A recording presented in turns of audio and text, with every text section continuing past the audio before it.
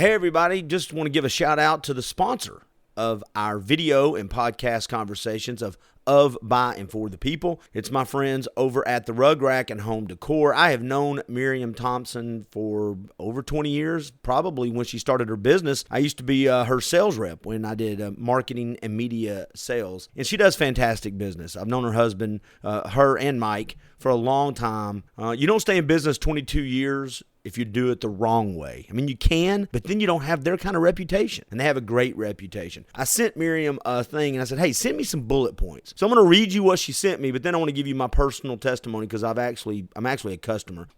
Here's what she sent me, and I love it, and I can validate all this. They focus on the shopping experience. They want to leave you with a mind full of rug quality, styles, and price points. You can find other things too, unique things to your home's interior like art, organic accessories, custom pillows, and a lot more. Carefully sourced rugs from around the world, and they tailor your shopping experience to fit your needs. They actually just moved to a new location in the last year or so, 1936 Central Avenue here in Chattanooga, 423-267-7847, therugrack.com. We bought a rug over 20 years ago from them, and some other things, of course, but the rug, still around, still gorgeous, still serving its purpose, still making the room that it's in look fantastic. So please go visit them, let them know you appreciate it. And I'm telling you right now, if you go and spend money with them, you will not be disappointed. And one of my favorite quotes of all times that it's one of the things that I live by all the time. And it's honest politicians exist.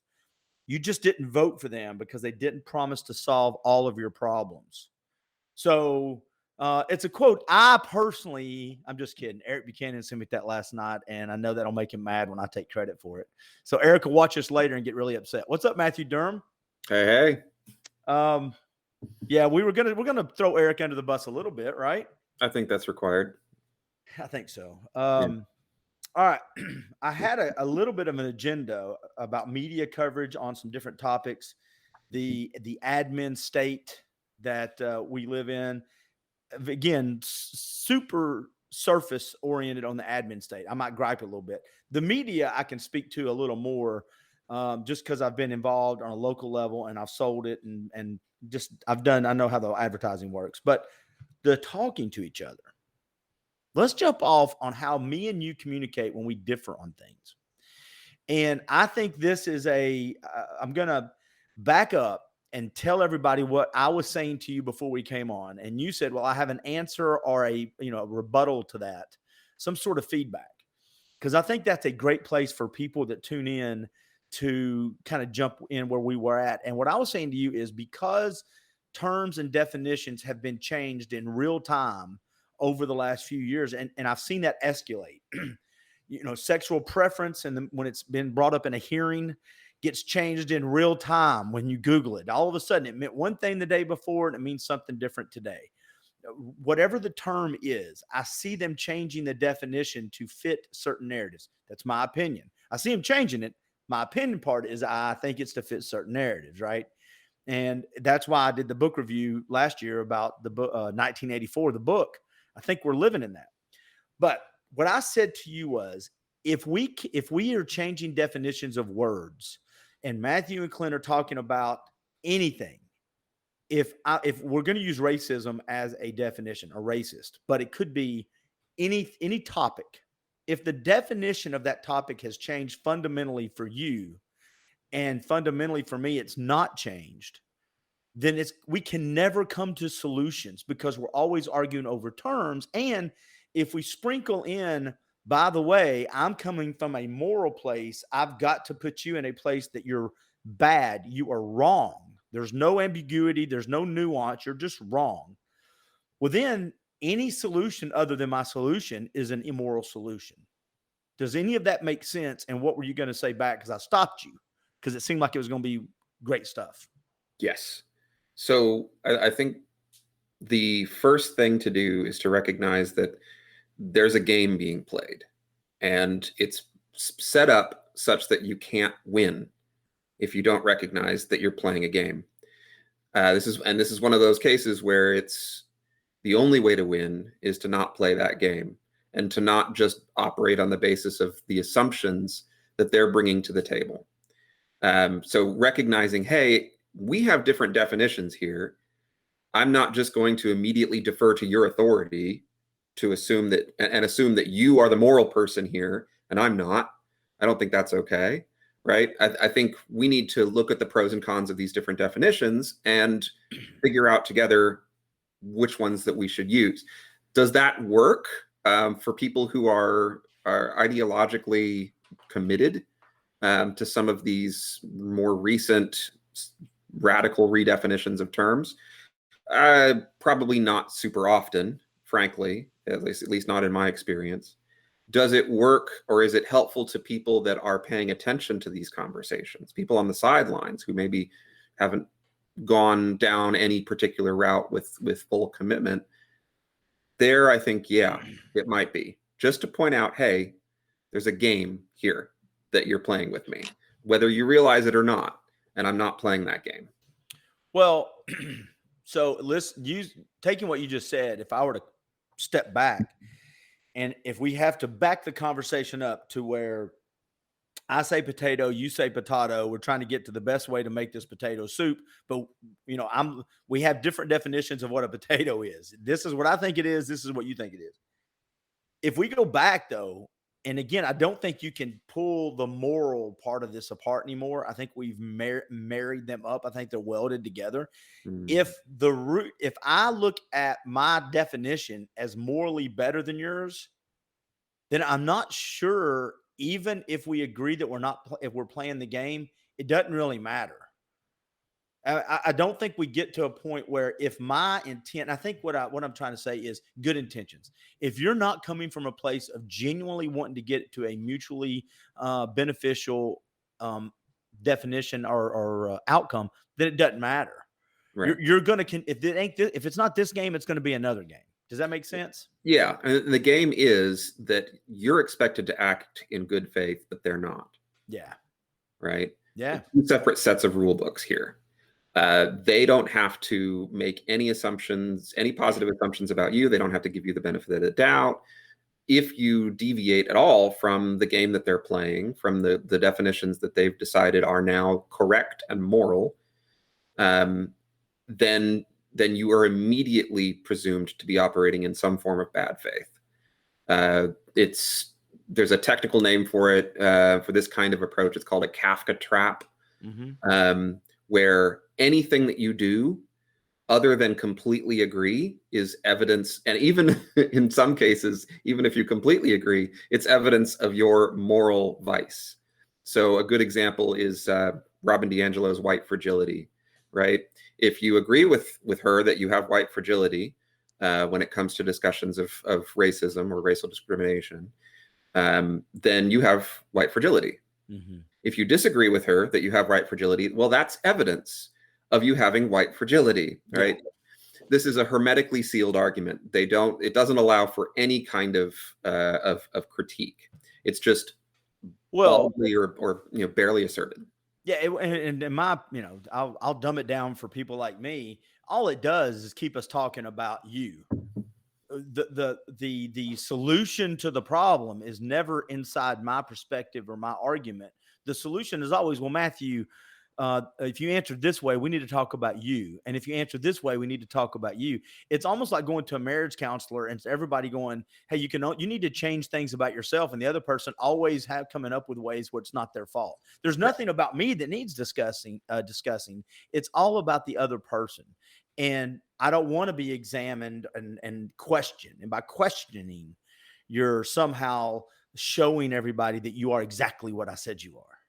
Right. And now we're getting to the point where, this has been a running theme for a year. If we can't have these kind of conversations where we can question our media and the people who are changing these definitions in our administrative state, if we can't question them, then eventually silence is basically just us saying it's okay. And then we're just going to live by new definitions. And I don't think that's a good thing. And here's the thing. I don't mind coming up with better definitions or newer definitions, but in the realm of public debate and, hey, is this agreed on by everybody? Not just the people that are controlling the tech company saying this is what this means now. Yeah. And this is where I give a lot of credit. I think that I should have given more credit when I was younger to conservatives for is I don't know if there's a technical name for it, but one of the things that I see happen often when we try to make these changes is the person who's suggesting the change is saying, well, it's just this little change, just a little bit, right? It's just this, right? Yeah. And then you're like, well, okay. I mean, that's a small thing. It's not that big of a deal. All right, fine, whatever. Right. Well, okay, that's great. Well, we just want to change it just a little bit more. It's still not quite there, right? And this keeps going on. Who knows how long? And at some point, everyone reaches a point where, if they were at that starting point, looking at where they were 2 years later after all these little tiny incremental changes, Absolutely, they'd be horrified at what they had agreed to. So, but there's no point in that process where you can just say, no, this is ridiculous, because it's always tiny. Well, right? and here's the other thing, and I'll throw up an example. Years and years ago, we were all told that we had to agree about something about bathrooms and gender identification. And listen, I'd be happy to have somebody on my personal podcast and talk about this one way or the other. I don't mind the conversations, but I remember at the time, everybody was like, these are slippery slopes. These are things you need to watch out for, blah, blah, blah. And you fast forward 5, 6 years later, 10 years later, and now we're saying things like menstruating people, and we're saying men can have babies. And if you say anything different than that, you get pulled off. And I'm not saying that, Facebook, so don't pull me off. I'm just saying that I know there's people now that have said there's two genders, or there's men and women, and they have been pulled off of social media. They've been punished for that. And even if you say they're saying, even if you think that's wrong, you're allowed to say stuff that's wrong. It's right. You're supposed to be allowed to say that. And then if you're wrong, that means people can come on and y'all can talk about it and debate it and sort it out. And I say all that to confirm what you were saying. It's the slippery slope where a lot of people try to conserve something, and progressive, I think, are progressing in the wrong direction on certain things, not all things, on certain things. And so how do you handle this real quick? And then we'll make a quick segue. We didn't introduce you. Take this opportunity to tell people what you do, but on the other side of that, how do you handle these type of biases and this type of definition misfires when you're doing your research? So tell everybody what you do, and then you can answer that. Sure. So I'm a PhD student at the University of Tennessee at Chattanooga, and I am studying leadership and learning, and most especially how to facilitate genuine dialogue between people who disagree with each other strongly, be that on any number of things. It can be culture, it can be religion, but my big focus tends to be politics, because I see that as being sort of the major fault line right now in American culture. I have a master's degree in psychology, focusing in research. I have an undergraduate bachelor's degree in philosophy, and I also worked for 8 years in cancer research as well. So a bit of a scientific background. You like research? I love it. It gets me excited every day. So how do you handle this? You get two people in a room, or you're on a chat, or somehow, I'm sure you've had to see it, where people are talking about the same thing, but they're not really talking about the same thing. Yeah. Do you define terms for people before you start? It can be helpful to do that. In my master's research, I had my participants that were having a conversation first state their position, and then the other person had to summarize it back to their satisfaction before they could even have a conversation. It was one of the conditions that I put people in. Not everybody had to do that, but a lot of them did. So part of it was to get around that problem of, one, assuming that you're operating on the same definitions and terms, and two, committing people to attempting to make a good faith attempt to understand the other side. Mm-hmm. And yeah, I have in several cases where in fact, it even happened on this podcast. The first time that we had Jason on, I think, when you and Eric and Jason and I were on, is I sort of defaulted back to this role of, I'm just going to try to understand kind of the terms and conditions and arguments that are people making, and then kind of do a meta analysis, you might say, of the conversation that we ourselves are having, and figuring out kind of how people are falling into different roles, and what the actual arguments that they're making is. And then people had the opportunity to disagree with me, and it's fun. It is fun. What happens when I say your response back to you correctly? I say it back, but I disagree with that's the right. Is that really the true where the conversation begins?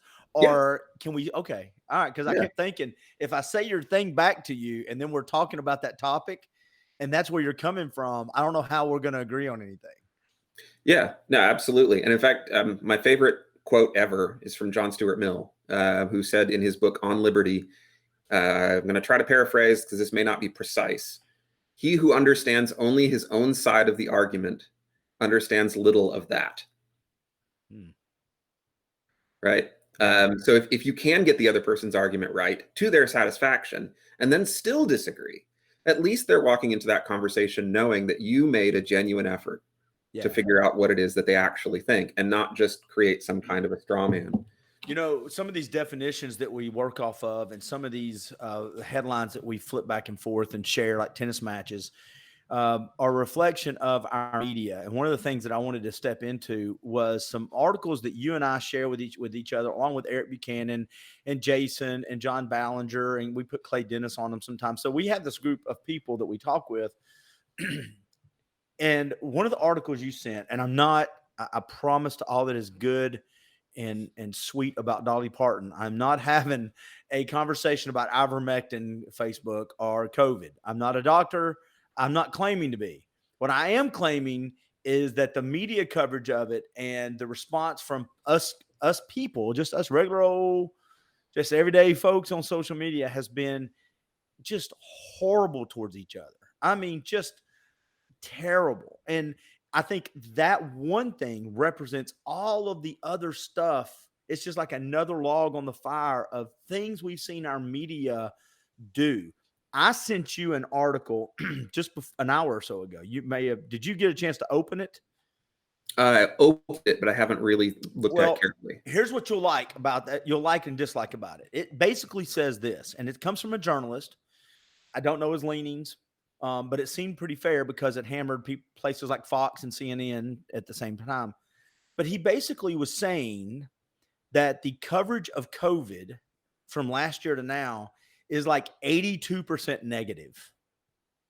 And if you got to the scientific journals and down to local level and other places where you can go get it, they were slightly more positive, 50%, 60%. I mean, 50 to 60% may be negative, right? Yeah. But it was when you pulled the bias out of it. And basically what the article said is that's it. The difference between the 45 to 60% air quote negative versus they're also talking about positive.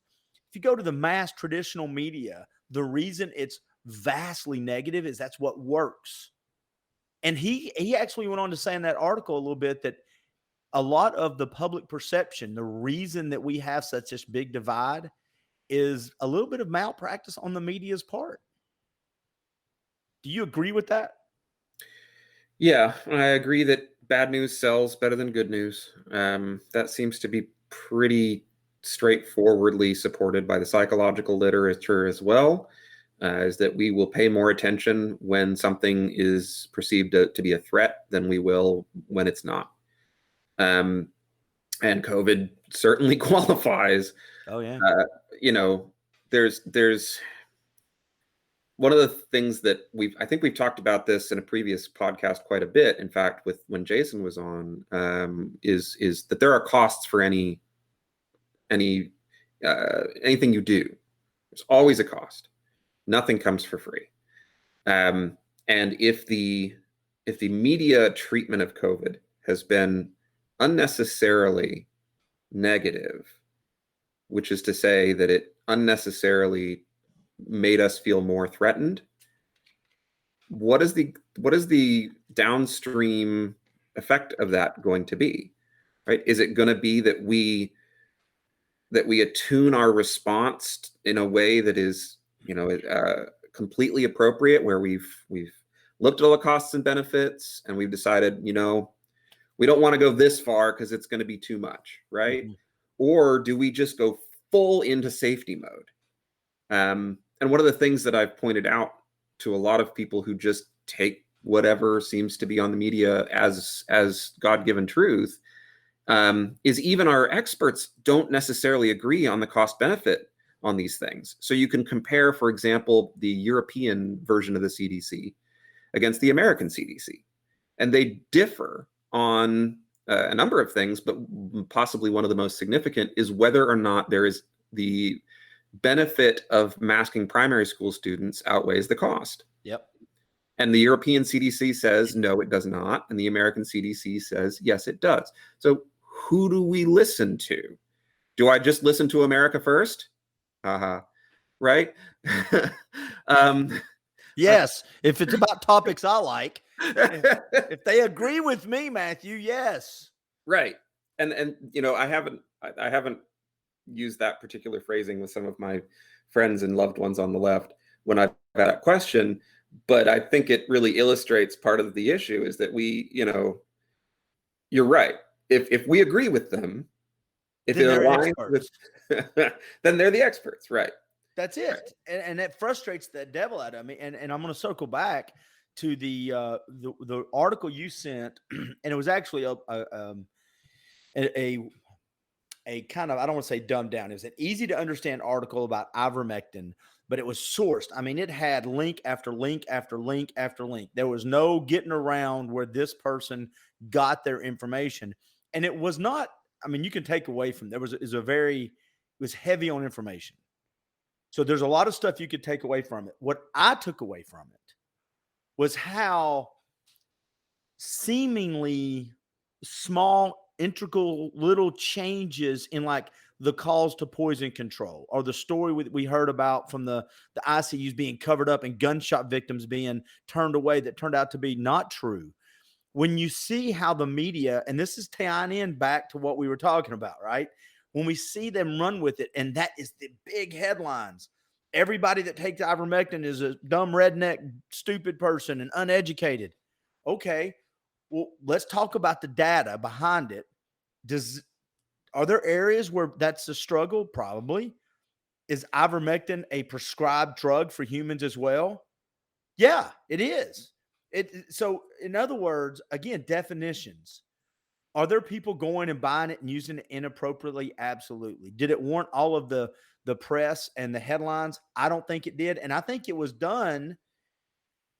The conspiracy side of me said it was done so we just think ivermectin in general is not a good therapeutic, when in fact there are doctors who are writing prescriptions for it. There are entire countries that have it included in their treatment regimen. You know, and states within other countries. Right. I want to say India was one of those examples. And there have been, you know, whether you agree or disagree with the results, there have been at this point quite a few, at least 5 or 6 full-on scientific meta-analyses of the efficacy of ivermectin for treating, not just for treating, but also for preventing COVID. You know, so are you allowed to ask that? That's my question. Here's the danger we get in that I don't think we would have got into 5 years ago. I didn't mean to cut you off, but it's a great example of what I'm talking about. Right now, I'll speak for me, not for you, but right now, do you feel a little on edge that if I say the wrong thing, it's going to be construed a different way? Because I feel like people look at us going, you're not doctors. No, but we can read. Right. Yeah. One of the things that I love about having finally gotten my master's degree is that it did train me to look at statistical arguments that are made. And you can use the same statistical test in any number of different fields, right?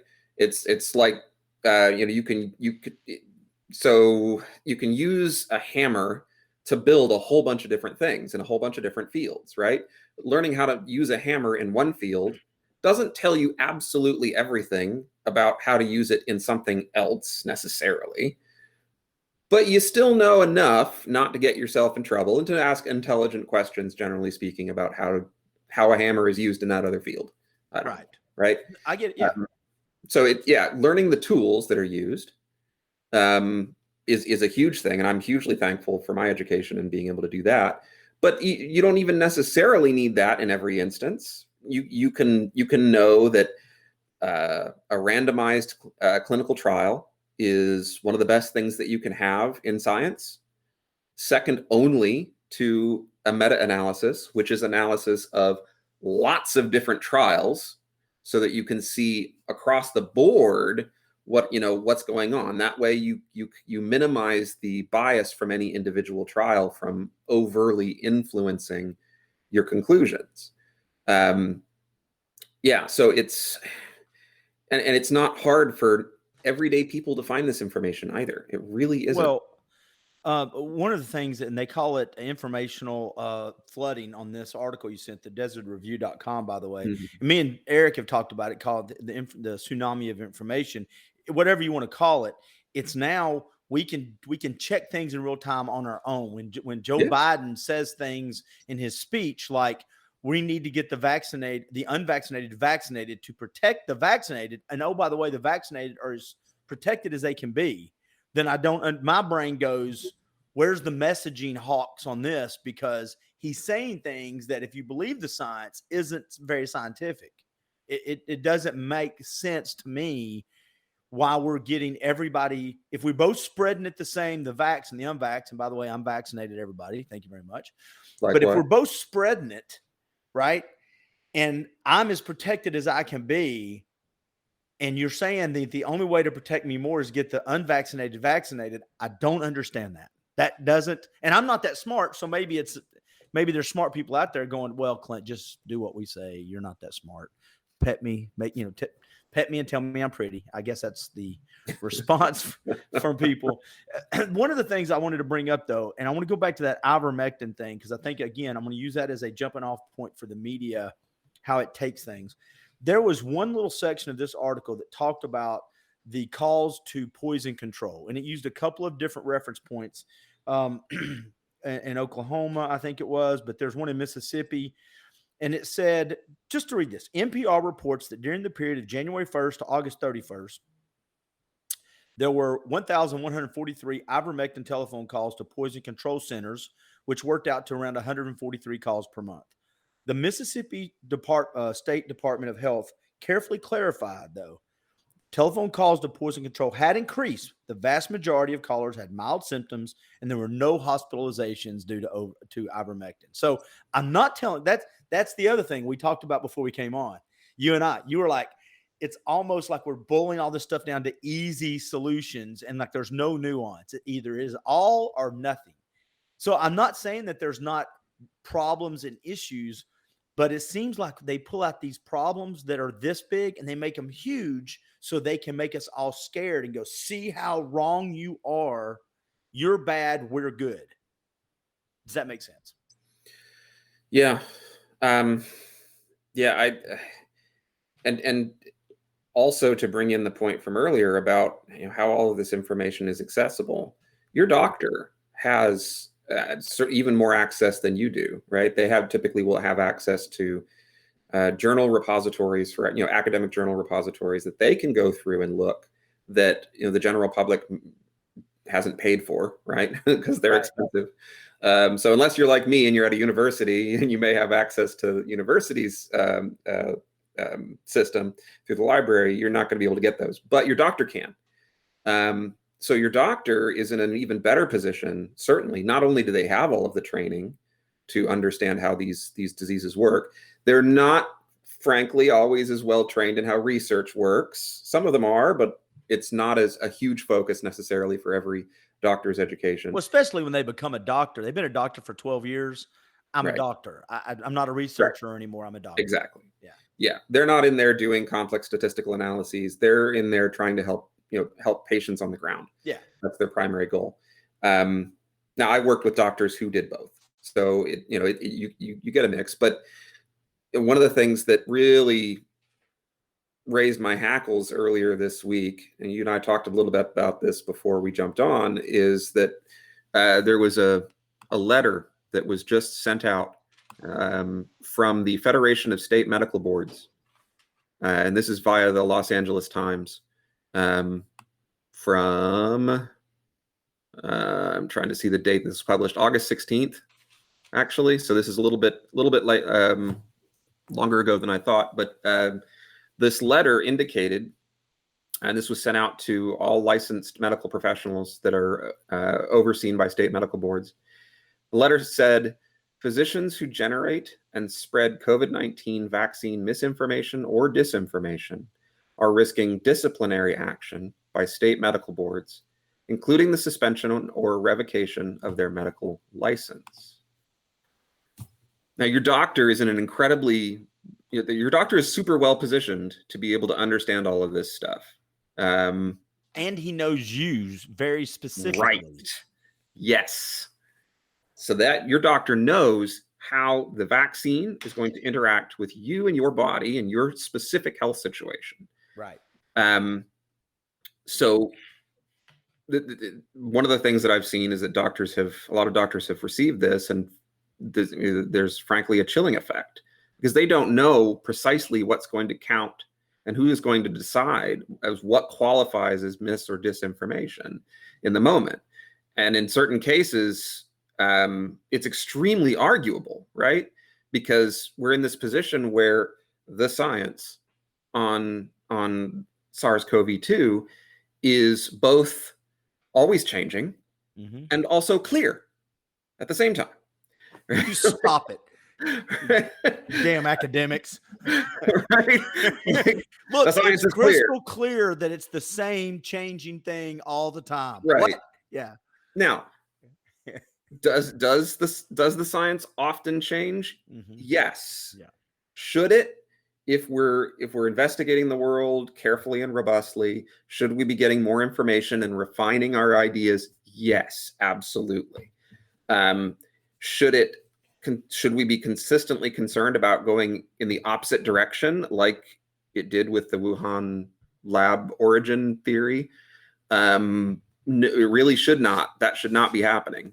But I think a lot of doctors are really concerned that they can't keep up. They can't predict what's going to be mis or disinformation, and that they could be targeted. Well, all this kind of combines into this big, ugly soup of dark matter that we don't really know how to navigate. And here's why. Because we talked earlier about how definitions for us change in real time. Well, if we're changing the definition, and I'm not saying this is what happened with the AMA. So I'm saying if there's gray area, and all of a sudden we know that things are going to be deemed misinformation or disinformation or whatever it is that are contrary to what we believe for our patients, or what maybe they've read the other studies and they like those things and they want to be able to make an independent decision based off their frame of knowledge. If they feel that's in jeopardy now, then that basically is the same as somebody coming to one of us going, hey, by the way, we've changed the definition of racism now. And so when you talk about it, if you don't talk about it on our terms, you're wrong, I'm right.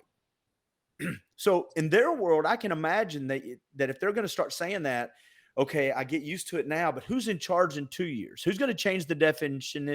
Who's going to change those definition of terms 5 years from now? And it's not about the changing science. It could be about the changing politics. Yes, I think, and you've hit the nail on the head. Well, and just to support that, last year we saw scientists sign a letter saying, and I bring it up all the time, I think it's a clear example of the hypocrisy and why we don't trust science as much as we used to. One of the examples, you can't go to a funeral, you can't go to a rally, you can't go to your church, but you can go protest or riot. Legitimate scientists signed off and said, this pandemic is deadly unless you're coming across the border and then we don't have to test anybody, or you're going to a protest.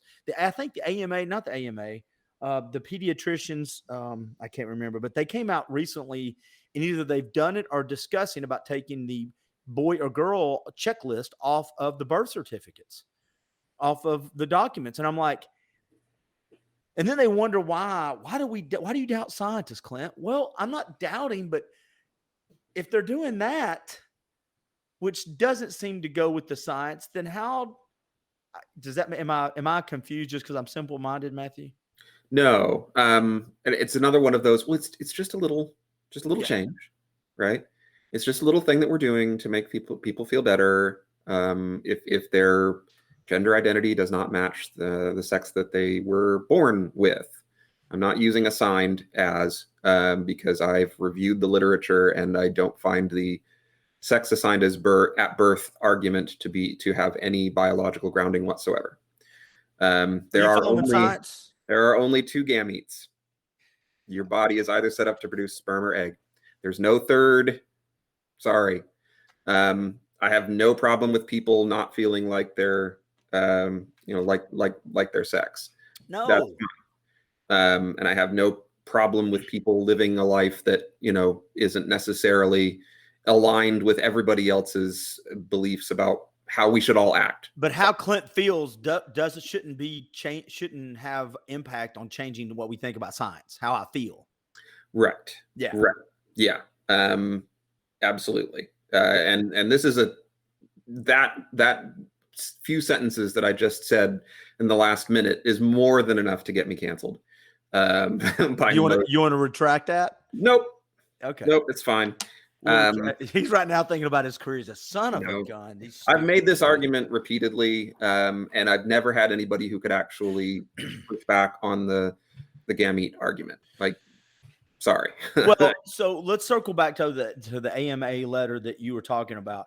I think it goes to a bigger issue, and I've got friends of mine, hopefully, that will watch this that are doctors, and I say this. I'll say it about our politics. I'll say it about our churches. I'll say it about our schools, and I'll say it about doctors. Unless we stand up and call our side out or our profession out when we know they are wrong, these little small pockets of voices, if we are so busy defending ourselves because we're worried about being perceived as wrong and not doing what is right, then we're part of the problem. So if you're a doctor and you know that there are things going on in your industry, your field, which is a sacred field, if you know that and you don't call it out, I think it's a problem. If you're a Republican and you see that Trump said some things, not everything he did was bad, but not everything he did was good. And if you can't have the security in what you believe to point out things and go, Trump didn't do the right thing on that, that's not what I agree with. Again, it doesn't mean I have to agree or disagree with everything, but if we can't call people out, then we've lost that perspective and we go right back, Matthew, exactly right back to where we first started, and we're talking past each other. Yeah, I had a friend of mine who told me this week that he thinks that my willingness to question some of the official narratives on certain things and try to look at the data myself and see what's actually going on, to the extent that I can, is fueling the opposition within the conservative movement. It's fueling vaccine hesitancy. It's fueling a distrust in our experts, and he just felt that I'm going down a dark path, effectively by being willing to talk to conservatives and question the knowledge that is being passed down by our experts. It kind of cut a little close to the bone, frankly, because I consider him to be a good person. But ultimately, I think he's confusing loyalty with a concern for truth. I have no loyalty whatsoever to the left, any more than I have loyalty to anybody else other than my family, and my friends and my loved ones. I have loyalty to my country, but I have no loyalty to the left. I don't care if the left is right about something or wrong about something, or if the right is correct or incorrect. What I care about is whoever's right, whoever's making the best argument. I want them to persuade me, and I want to be open to that persuasion so that I can stop being wrong. Well, and also this is I got three things written down off what you just said. So also, I'm not sure it's just in my opinion, I'm not sure it's always right versus wrong. It's two rights. Sometimes it's two rights. Which right is more appropriate for the masses at this moment? And so it may be that this is true and that is true, but which truth do you and I agree with that this is what we're going to implement for our community as a whole? And because, does that make sense? I mean, sometimes both things may be right, but you go look at it and go, but this one makes more fiscal sense, or this makes more sense for this reason. But we have to be able to agree on that. And I would push back to your friend a little bit and saying, I would love it if Matthew didn't have to do this as much, or Clint didn't have to. Where are our journalists? Where are the people that used to hold it sacred that I'm going to stick a microphone in front of Fauci's face and find out about the emails? I'm going to ask the hard questions of Joe Biden. I'm going to ask the questions. I'm not going to just ask, when things go crappy. I'm going to ask hard questions from Trump. I'm going to ask hard questions from the city council. And where are we as a society when we see the questions being asked? And I've got a friend I text back and forth with. Well, but it came from Fox. When did I'm not saying you shouldn't question the source, but once you've questioned the source, if you don't look at the article or you don't look at what's in it and see if there's any truth to it and do your own research, we're missing things. So if it only comes from where I question everything that MSNBC throws out there. I question all of it, but I read it. Sure. And I read it and then I try to go research it. I'll Google it or DuckDuckGo it myself. And one more thing about your friend, because your friend kind of he's got my hackles raised a little bit. With loyalty comes obligations. If you're going to be loyal to something, you got to make sure that something is holding as true as possible to your principles.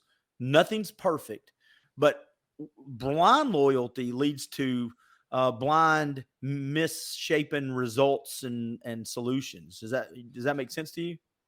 Yeah. If you're going to be loyal to something, I think that thing needs to be able to earn your loyalty, whatever it is. Consistently. Yeah. Yeah. Yeah. Yeah. You got to be able to evaluate it. Absolutely. And to your point earlier, that we have to be able to question not just those with whom we disagree, but those within our own side as well. And I think that's one of the thoughts that came to mind there is, it's easy for me to criticize and question people that I don't like or that I disagree with consistently. It's so easy for someone on the left to criticize Trump. That takes no effort, right? You can go on your left friends' Facebook pages and it's just filled with memes and easy stuff that took no effort. Same for the right. It's really, really easy to criticize Biden and Harris and Fauci. Really easy. Yeah. I'm just kidding. Yeah, absolutely. Why? Like we're surrounded. Our ecosystem, as being on the left or being on the right or wherever you are, you're going to pay attention, especially to things that agree with what you expect is true about the world. So you're going to focus on stuff that you don't like, right? We're going to look for the negative because that's what we want, that's what we care about, and we're going to see so much of it because that's what we're looking at. Yeah. So it's easy for my conservative friends to say, yeah, but Matthew, look at X, Y, Z. They can give me 50 different examples of hypocrisy from the left because they're paying attention to it, and they're not wrong. In fact, I sent I think we were talking with Jason at one point. I sent a list of like 28 or 27 recent examples of the left outright fabricating or lying about news stories. No, it wasn't. It was justifications for violence in I think the BLM protests and riots last year. And yeah, you can question some of those, but a lot of them were legit. Oh, come on now. I can find 7 right now sitting here on Google. It takes no time, right? Yeah. And the only reason that I knew, frankly, that people have put in all that effort is because I pay attention to the conservative conversation, right? My leftist liberal friends don't know that that's stuff out there because that's not what they're paying attention to.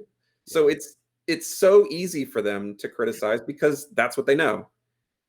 You and Jason frustrate the heck out of me, and I've told Eric this. It kind of pisses me off. I wish I would either flip the script and you go ahead and say you're a conservative, or he say he's a liberal, but that's not it. I've got a conservative guy named Jason who questions anything about the conservative movement that frustrates me. I'm like, dadgummit. And then I've got Matthew, who's my liberal, who questions all the liberal stuff, who I like.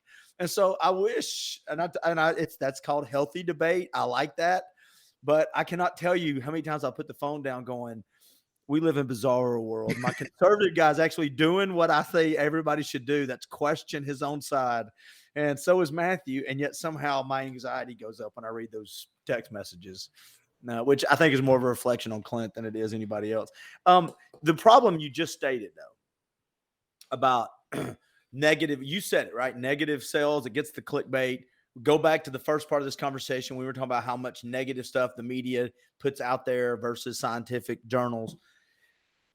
Is that the media's fault, or is that our fault for consuming it? And I'm not saying you have to have the answer, but how do you think we get to a point where either we stop buying the products they sell, we stop clicking the buttons, or they stop printing it? Which one needs to come first, or is it even possible to get back to some of that? Gosh, I don't know if we've passed a point of no return, frankly.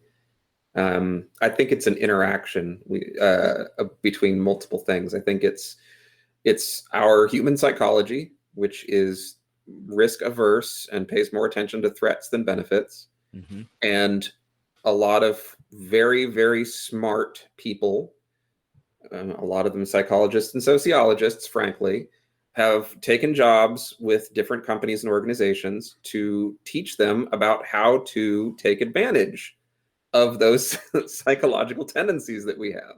Yeah.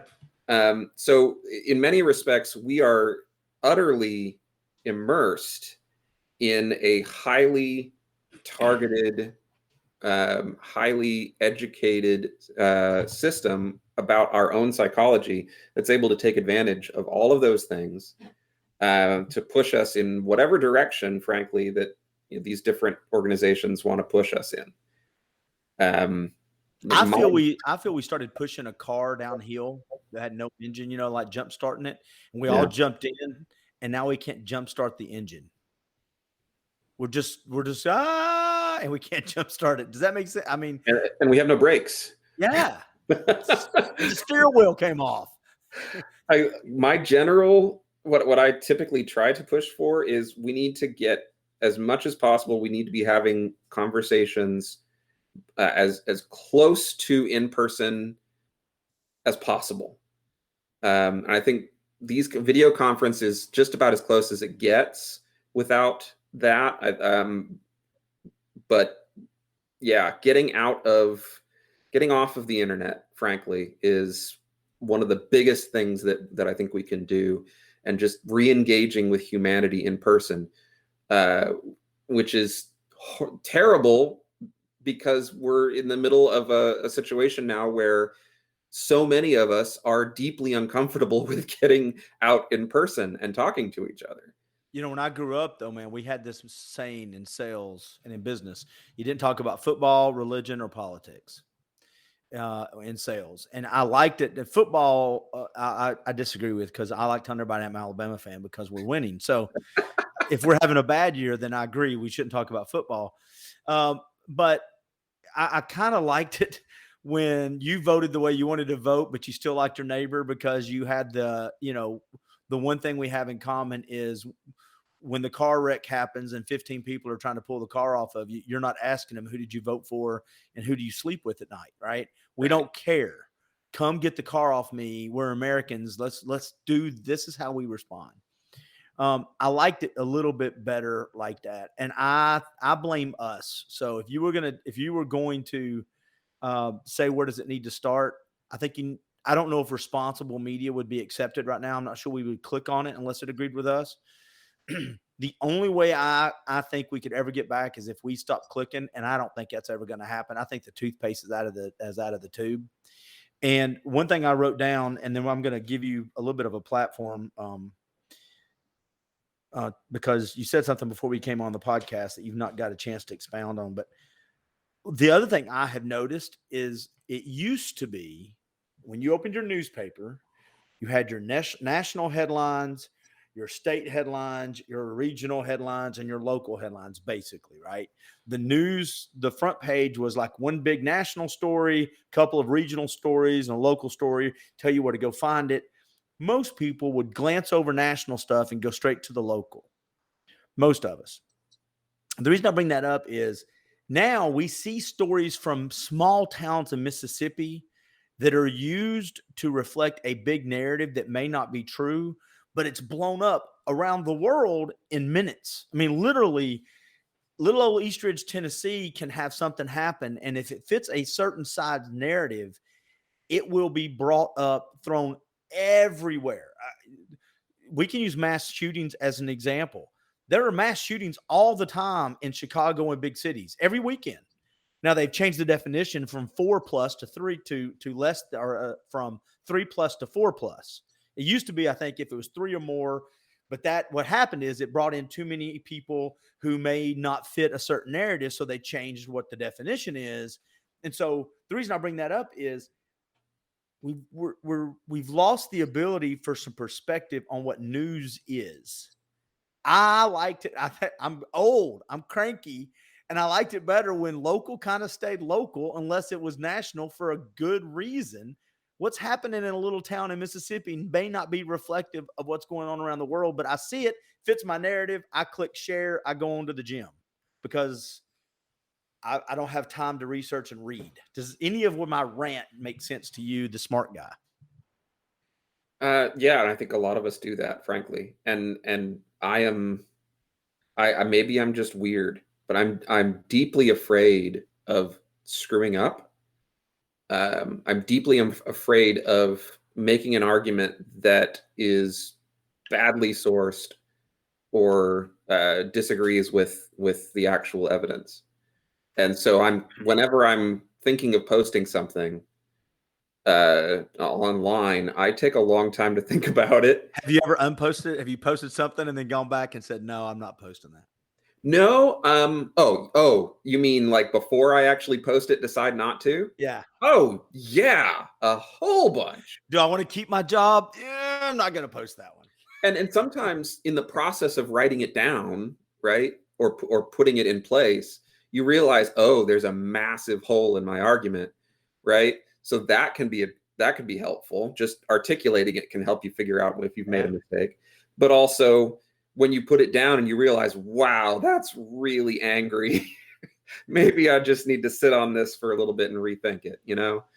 Yeah, I've been there many times. I don't think a lot of people do what you just said, though. And I like that practice of actually drafting out why you believe the headline or the article. And that's a good filtering process. Most people just share the headline and go, see, or that's just what I thought.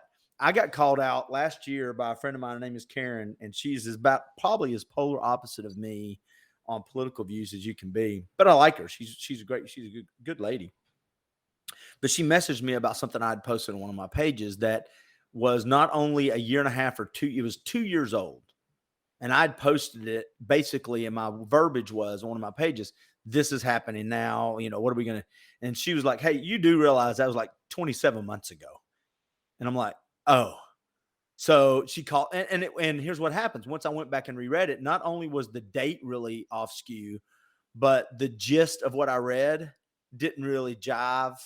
I didn't read it. I didn't do my due diligence. It met what I wanted the world to think was right. I hit share with a sense of, I know it. And she called me on my BS, and I had to send her a response back like, you're right, I'm wrong. I just pulled it down. And, you know, a little sense of humble pie there. The thing I was going to give you the little bit of a platform on, we touched on it earlier.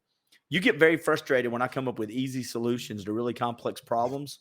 Is that true? And why?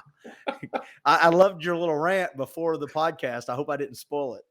No, it's a saying about foolishness. I think the sign of a foolish person is that they argue for complex solutions to simple problems and simple solutions for complex problems.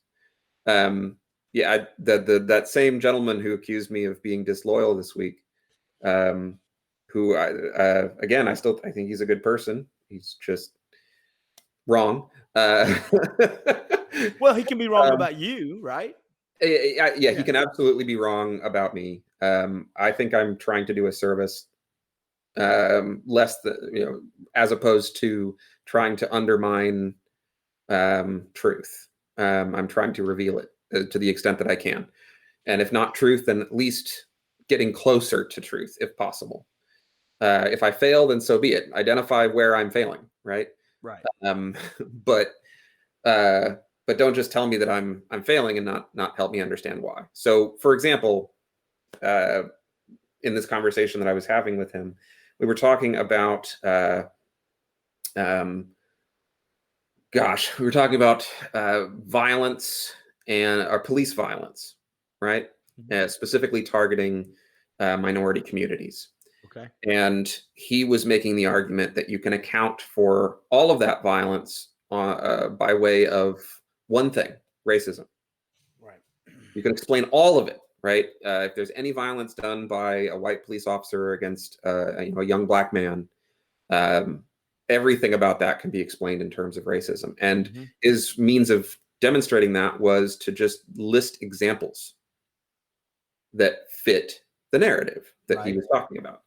And so I said, well, I think we need to do more than just cherry pick. We need to look at the actual research that's been done on this. And I referenced, for the first time in a conversation with him, a study by a Harvard professor by the name of Roland Fryer.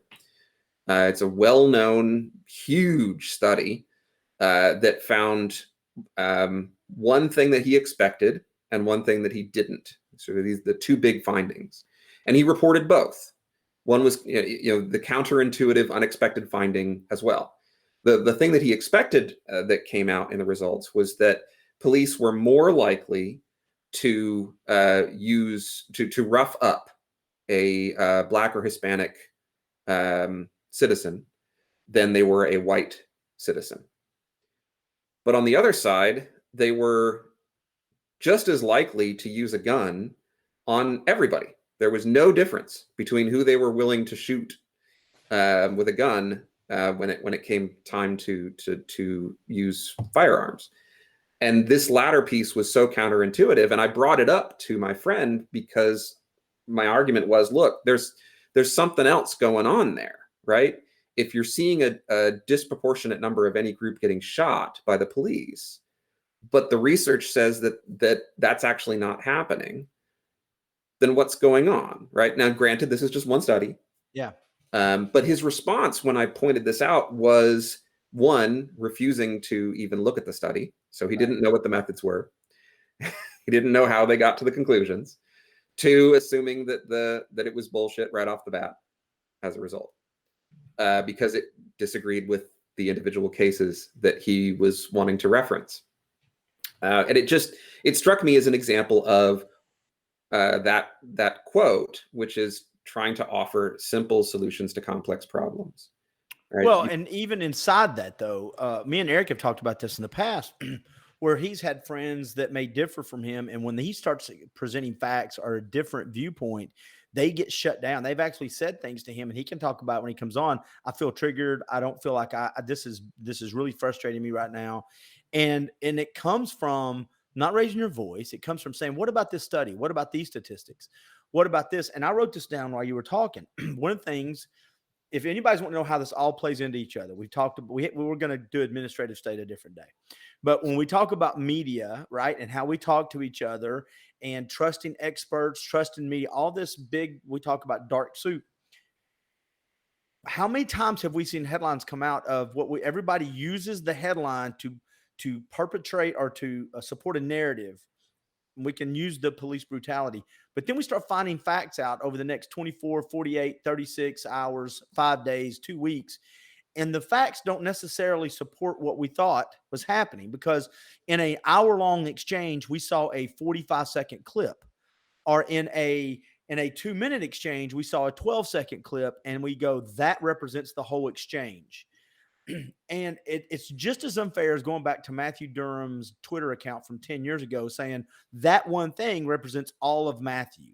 That one clip represents all of what we think happened. So therefore, that equals what I think. Therefore, you're wrong if you question it. And I wrote that down because each case is different. And then here's the thing that they put in this little We talked about it earlier, and I can't remember what it was, the name you gave it, but it's the trap, right? So if you, the cough, whatever it is, Kafka trap. Yeah. trap. And this may not be a good example of it, but when your friend said, if it's a white person with a black person, then that's racism, period, end of story. Well, what happens inside the police department if it's a black person, a black officer, or a minority officer with a minority person? Well, then they don't say it's about the person, it's about the institution. So Mhm. there's no place we go where there's just any individual responsibility for how the other person may have gotten to that situation, whether they're white, black, green, or purple. And so we remove that. And so now we wonder why people are starting to do things or act out, because they kind of know society and the media is going to support their ability to get out of it going, it's not me. If you tell me I have no control in my life, it's all to the institutions, then why should I even try? You talk about a defeating message to people. Anyway, Yeah. that bothers Yeah. me. All right. There was a really good example from a few months ago. There was a young lady who was shot and killed by police. I think she was a teenager, young black girl, and the story comes out, right? And the video shows her getting shot by the police. No one really looks at the video, it seems. They just kind of it fits the narrative. She's getting shot by a white police officer. He's a man. It's racism. But then if you looked at the video, number one, she's got a knife in her hand and she's about to plunge it into another black girl's chest. It was at right? a home too. They Yeah. were from, yeah. She was a foster child. She felt that the girl with the knife felt that she had been getting bullied, and so she went after the other, one of the other girls, and was like milliseconds from plunging that knife in. And the police officer had just walked out of his car, and immediately pulls and fires. Could he have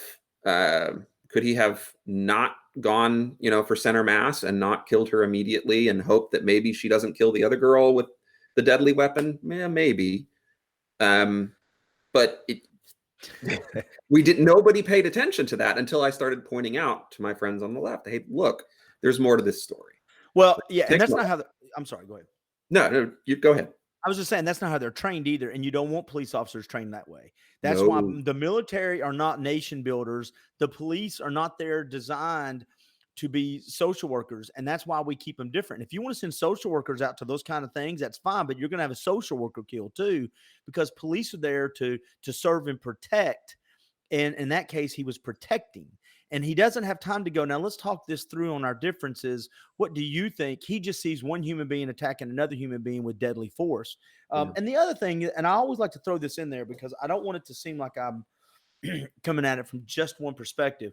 I think the conservative and people on the right have done a piss poor job for years listening to these anecdotal stories that may not be reflective in the statistics, but they are reflective of reality on the street. So when you have people that are your friends that look different from you, who may have never said anything to you, and then if you ever go to them and say, by the way, is that true? Do you think you get treated a little different? They go, oh, dude, absolutely. When they say that, dismissing it like, yeah, but did you, all that may be true, but if you don't give an ear and some empathy, some sympathy to that different experience that they have on a daily or weekly basis, if you don't give that any affirmation at all, then that's how you get people that really don't care about your statistics, because they don't think you give a shit about them.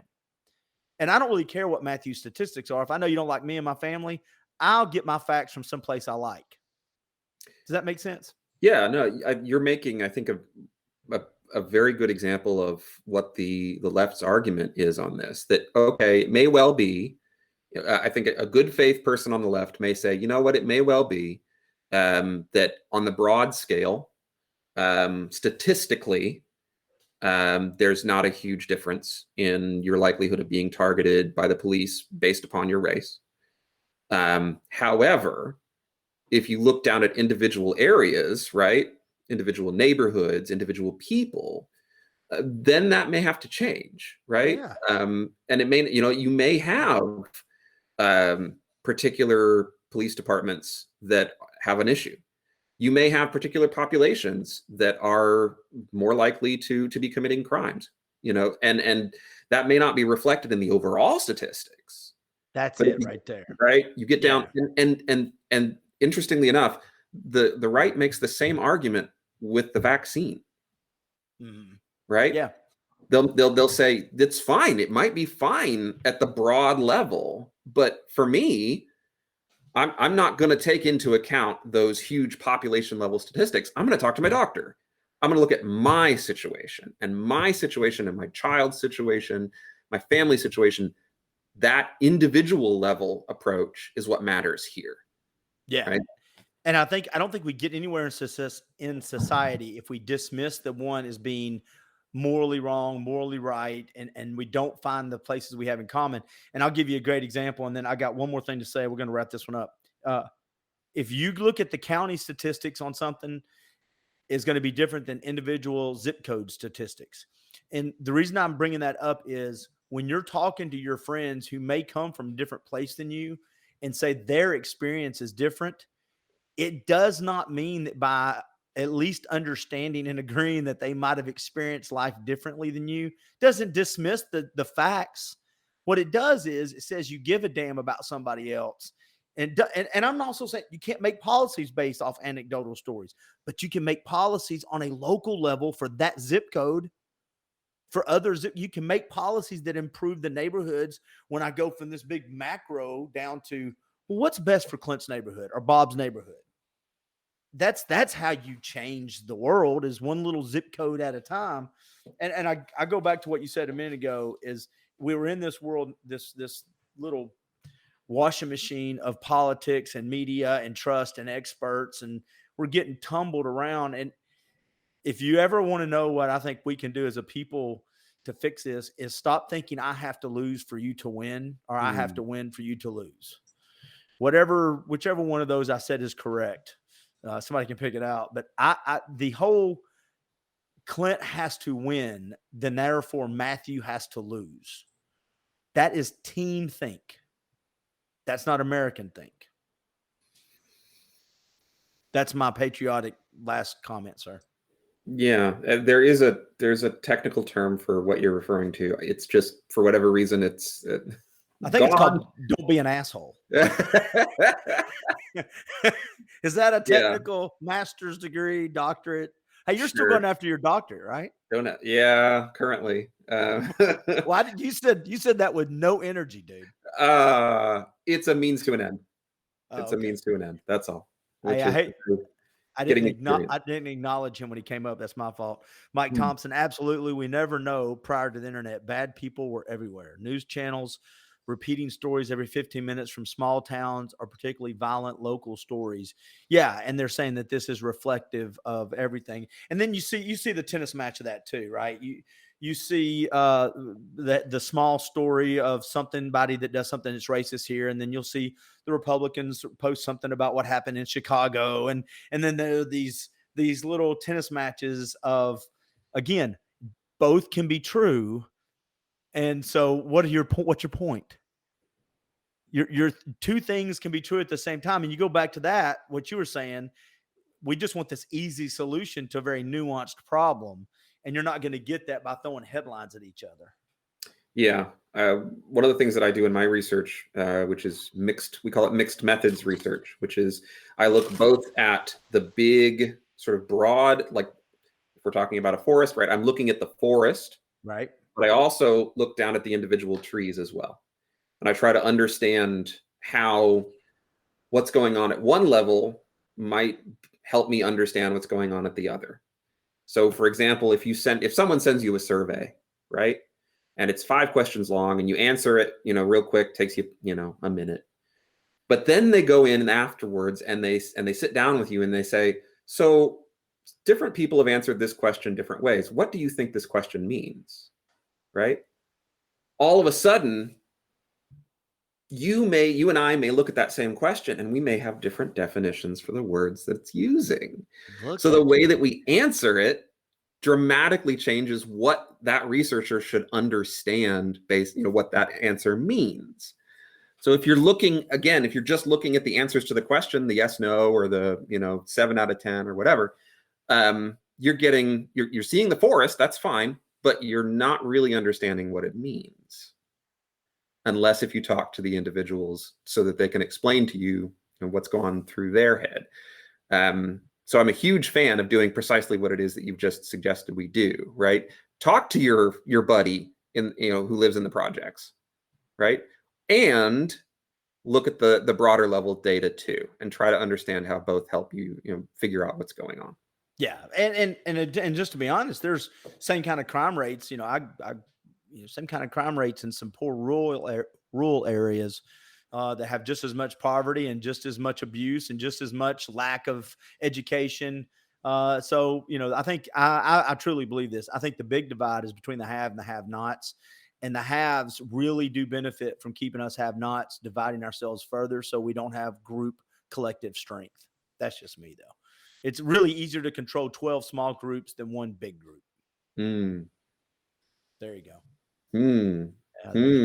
Yeah. That's a whole nother conversation. Yeah. All right. Hey, listen, I got to be honest. Last 2 times we've done this without Eric or company, I think we've done pretty good. Eric likes to stay all focused and on track, and I like taking it everywhere. So I like organic conversations. I do too. Hey, tomorrow, just real quick, I want to make sure people that watch this or listen to it today, tomorrow I've got a conversation with John Ballinger, Eric Buchanan, and Gerald McCormick. We're going to get, they're all 3 veterans. I'm going to get a perspective on not just the headlines, what they think about our military right now, some things that are going on inside the military. And then I want to get their perspective about the Afghanistan pullout. I mean, they if you put all their years together, I think it's over 40 years or more in the military, or probably even more than that. But we'll figure it out with those 3 smart people tomorrow. Mike Thompson, one last thing, said poll questions are a prime example of what Matthew is saying. Absolutely. Yeah. Perfect example. Hey, quick shout out to our sponsor, the Rug Rack, Mike Thompson and his wife Miriam own the Rug Rack. We appreciate it. They watch these quite often and share them, and I appreciate their support, along with the other hundreds of people that download these episodes on podcast platform. Hey, Matthew, thank you, buddy. Absolutely. All right, you go back to doing smart stuff now. If I may make one request of your audience. Oh my gosh, yes, please. Yes. To try something that I've been trying to do, which is if you find yourself having posted something and someone responds and persuades you that you were in error or that you needed to change some element of what you posted. Yeah. Don't delete it. Go back in and edit and add in what you've learned. Let it sit there. Let it just be an example of you showing that you are open to talk about it. I like that. Have you done that yourself? Have you tried it? I have, and it works beautifully every time. People love it. It makes me people may think I'm wrong, and I'm not really sure I like that, Matthew. I'm wrong all the time. If you're way more secure, dadgum, and I like to know that I'm right. I love that idea. I love that suggestion. And by little things like that, we might be able to make collectively a really big difference. Absolutely. Thank you for the tip, man. I appreciate it. Take care. See you. Bye, everybody. See you, everybody.